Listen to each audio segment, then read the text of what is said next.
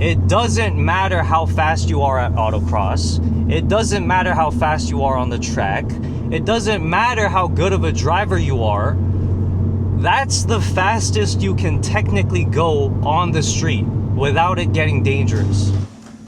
How is the weather today? Let's see.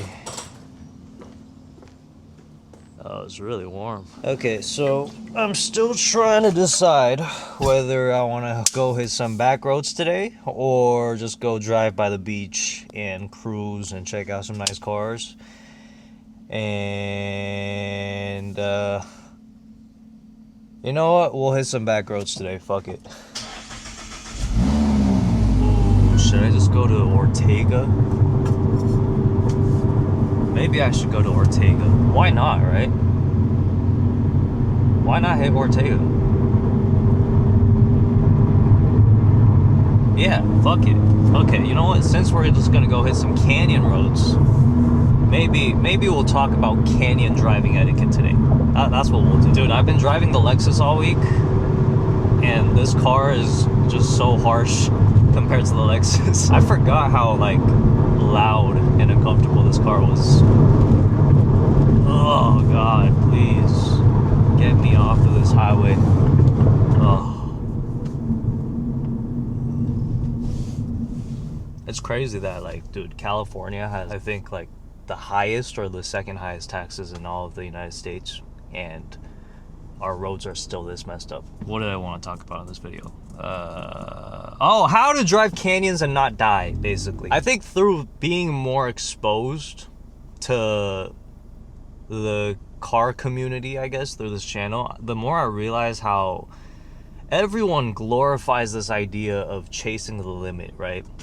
And I think it's wildly misunderstood, and that misunderstanding is dangerous, not only for you, but also the people around you on the road. So before we get to the canyons and do some spirited driving, I'm going to talk about why it's stupid to chase the limit, especially on the street, okay? The first thing about chasing the limit, actually, that people don't understand is that the limit of the car and the limits of your capabilities are two completely different things, right? Like, a car's limit can be up here, but if you drive it a certain way, the limit's gonna be down here. And that's, like, literally the concept of motorsports and racing in general.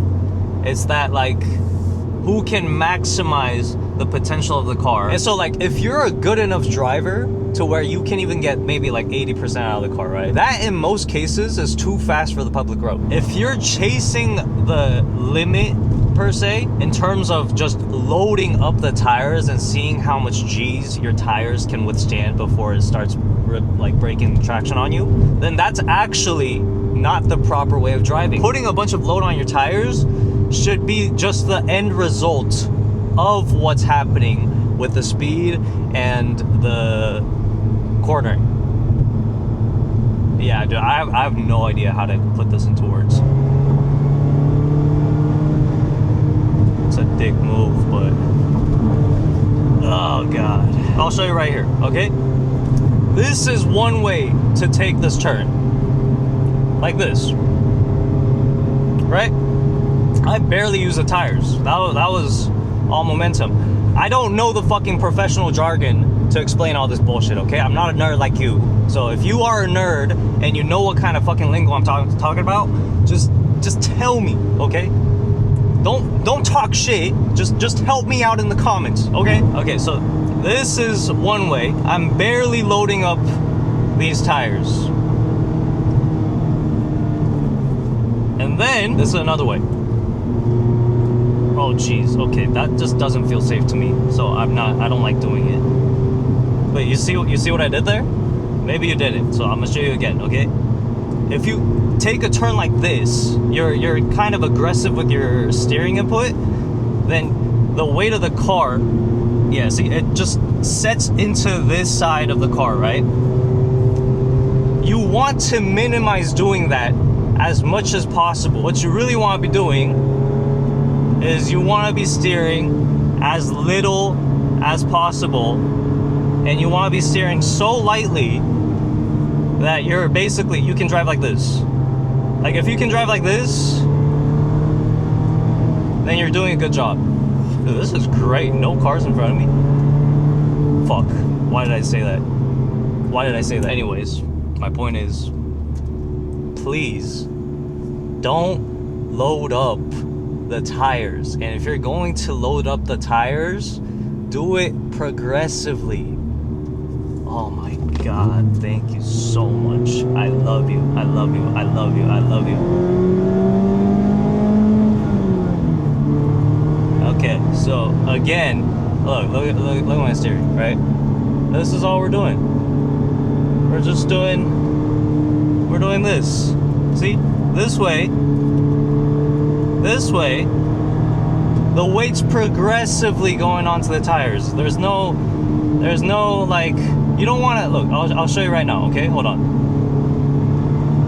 You don't want to do this, because then it's a little, I don't know, I can't explain. The last thing you want happening around a corner like this is for you to, number one, understeer into this lane, or number two, oversteer and still end up in this lane. You know what I mean? But that kind of driving is what causes accidents to happen when you're not even near the limit of the car, because you're basically making the limit of the car lower, and in doing so you're overloading the tires and you're losing grip. And if this person, oh, thank you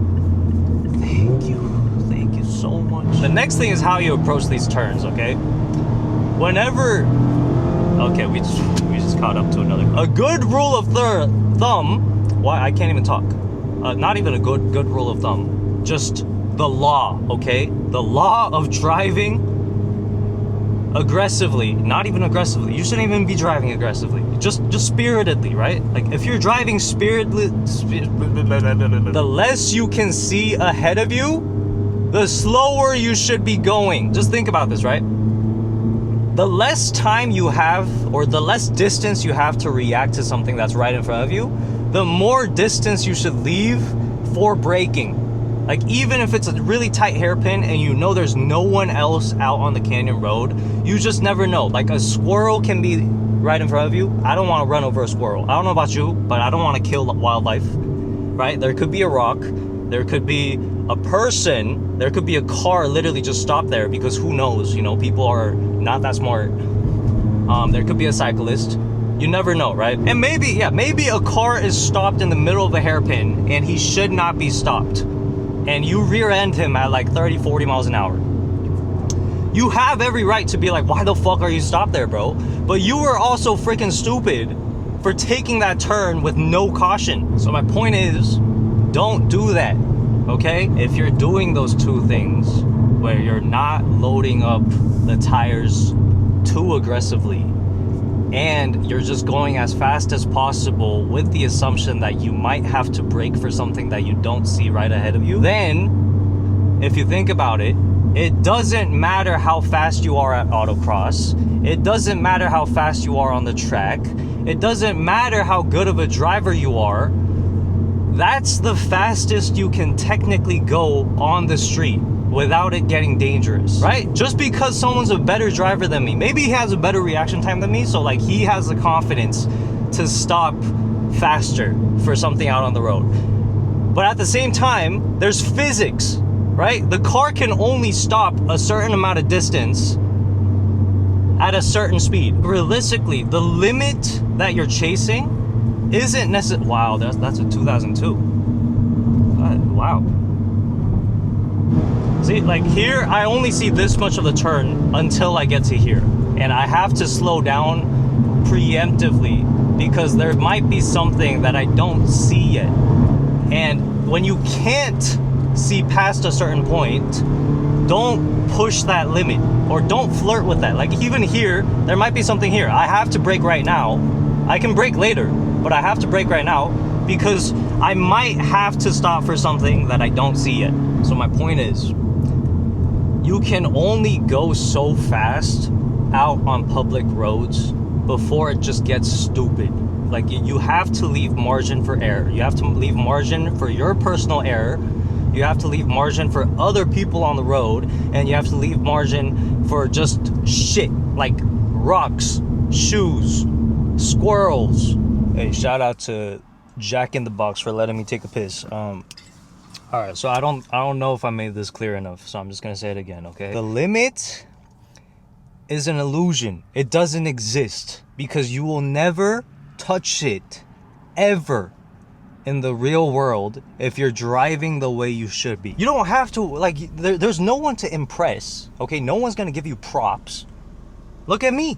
Everyone talks shit about my driving.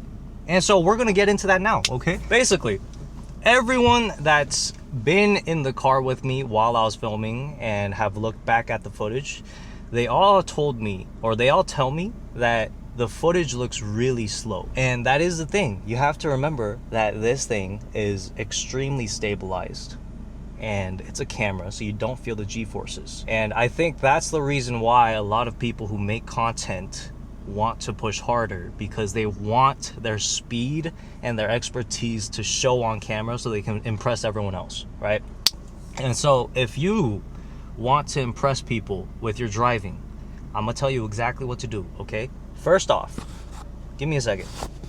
All right, now I've turned stabilization off and I've made the angle ultra wide, because the wider it is, the more it's gonna capture the size of the car, and then you can actually feel the difference, right? I'm literally driving all the way to this back road just to prove a point that you don't have to drive that aggressively and you can still look like you're an amazing driver on camera just by having no stabilization or less stabilization and just an ultra wide angle.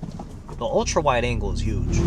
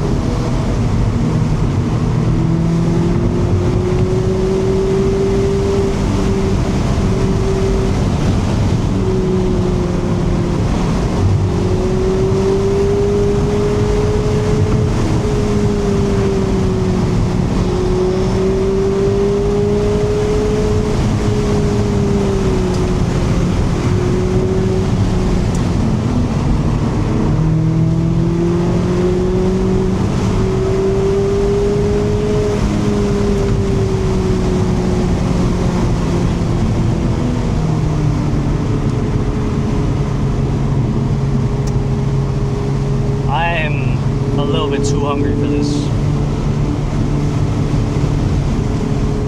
Yeah. Oh, see? There was a squirrel! There was a squirrel! Imagine I killed the squirrel. I'll feel bad for the rest of the day, man. Ooh.